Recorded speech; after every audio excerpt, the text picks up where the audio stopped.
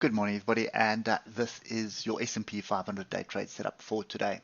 So we have a bit of structure forming here in the middle of nowhere, so always wise to be careful, but I'm just going to draw that in. So you can see we finished up with a close on a high last week. Okay, so very rare that that happens. So sometimes it's an exhaustion bar, sometimes it's just a really strong bull bar with a continuation. Then for the start of the week, we now have a inside bar or a hanging man. As you can see this long tail. So basically, sellers have come in, they've sold the top, they've got it moving to the downside. Buyers have tried to push it back up, but on this 8-hour bar, they failed. So they got a lower close in the previous bar. So often when that happens, you'll see uh, a break below it and sort of close below it, then just triggers a bigger move to the downside. So do some homework and do some back testing and look at different bits of structure around that. I don't see a decent hanging man scenario. Oh, there's one.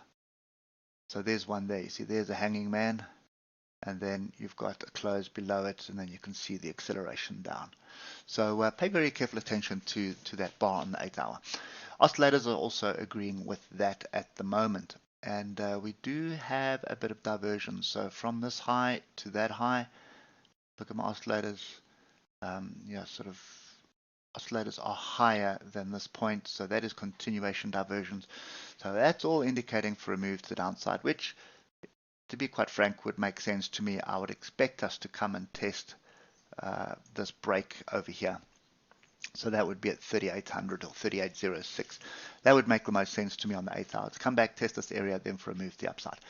But obviously that's on the higher time frames. We're not trading on higher time frames on intraday. We are on the lower time frames.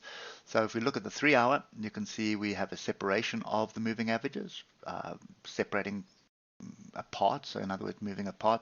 If they cross over apart, that's normally a fairly aggressive move. We're above the 155 EMA. Very important that is my trend, and we've got a crossover here. So looking at the 3-hour, probability of us coming down to 3806 is not very high. The next bit of real potential resistance is all the way up here. So that's at 4074. So there's nothing really, these tails here may impact price, but based on the move we had last week, I doubt that's going to happen. So what is more probable at the moment is a flag trade. It could be a flat top triangle or a head and shoulders at the top here for a move to the downside, but we've had basically 2 days of being above the moving averages, and all that's happened on the hour is the oscillators have eased off without us falling too far. So this could just be a flag. So there are a couple of things that you need to pay attention to.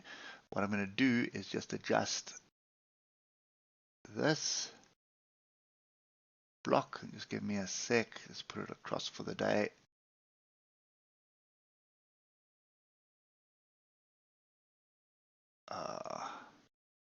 Not enough coffee this morning. What I'm looking for is just to get onto the top. I think we got it now. Okay, so the high of today and the low of today, those are the two levels to be paying attention to. And you can see a break above the high would break what would be the flag. Okay, so if I draw that and I draw that along the bottom, you see there's our flag. Okay, so what does that mean? So a break of that, I'd be conservative and just take this leg up here, there. But let's just add this other one in, because what I want to do is I want to show you a different scenario. So let's just get to the 3-hour. And you can see, as I said, there is our next bit of real resistance. And if you take this last move up, flag, second leg up, that's where we head to. So we kind of aim for 4074. The shorter version of this, if we look to the left, there is also structure there. So in other words, That's the one that I would be going for. That would be the target there. Right. So down to the 15-minute. What we're looking to do here is we're looking to trade a break. So at the moment, it is sort of in between moving averages. Not interested in this at the moment. So if we start dropping below 38.85, I need to see a break below and a comeback and a retest of this area. Then we start rolling. That means we are coming back down. I just want to get the right levels in.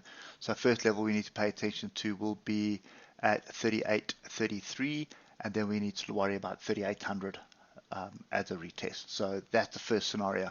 Second scenario is the break above the high, the current high of today. That validates a flag. So then I'd want to see a pullback. That pullback could come onto 39.17 or alternatively anywhere along this trend line. So it could technically come all the way down to the bottom of the range as well and then bounce up. But it needs to come back and test the trend line as well. So the trend line and moving averages are together. Look to the left, there's a lot of structure here. So could be in this 3900, which probably makes sense, 39 being a round number. So break, pullback, retest that, looking for some decent structure. So inside bar, pin bar, engulfing bar on that 3900. Then that validates the move to the upside, and I would be looking for 4,000. So I'd be looking for 4,000 as my next level to the upside. Then I would expect a pullback onto structure and then another move up. So, if that happens in quick succession, great. Take the profit, wait for the pullback, look for the next move, and then jump back in again. Okay, so that's kind of my view today. It's kind of, that the higher time frames are indicating that we've got no real structure brewing. Lower time frames are indicating that the market is trying to pull back. I'm still of the opinion that it's trying to pull back, but we're running into the end of the month now. So if you just get onto the monthly chart, you'll see we had this massive pin bar previously. Now, if we do hit our targets up in this zone, that's going to give us another pin bar. And if you look at the oscillators, they have eased off quite nicely on the monthly. So there's a lot going on here, but obviously we need to start looking for breaks above the pin bar at the moment on the monthly chart for continuation. So 4,300 is still the area we need to pay attention to. We start getting above that, then all bets are off, validates a much bigger flag break, and then we got the second leg of this bull market to happen. Anyway, that's kind of my view at the moment, and also bear in mind there's diversions here on the monthly. Massive diversions. So I'm of the opinion, the buyers are starting to come in, but they're still very hesitant and sort of just trading, just sort of feeling the waters at the moment, just seeing whether, this rally is going to sustain itself or not. The bears obviously are going to drive us down. They're looking for another leg down. They're not going to give up just yet. So that's kind of the structure that is forming at the moment. But interesting times nevertheless. Okay, anyway, so that's kind of a little range break trade for today. Break above, retest, looking for a move to the upside. Break below, retest, you're looking to come back down into this 3,800. So 3,900 needs to hold basically. Stay above 3,900, we're looking for 4,000. Can't get above it, then we're going to 3,800. Simple as that. Hope it helps, and we will catch up with you tomorrow morning. Cheers for now.